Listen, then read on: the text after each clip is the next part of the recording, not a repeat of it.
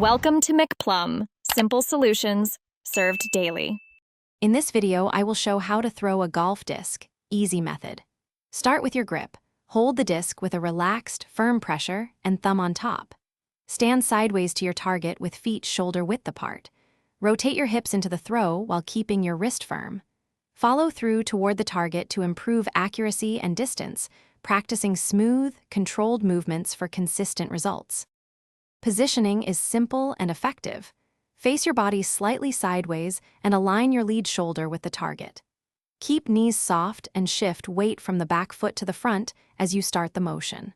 Rotate your hips and core together for a fluid power transfer.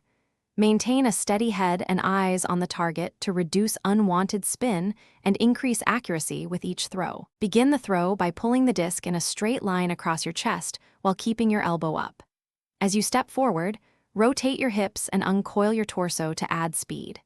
Snap the wrist at the moment of release to give the disc crisp spin and stability.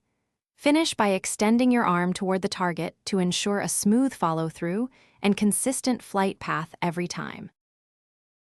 Thanks for watching. Stay juicy and subscribe.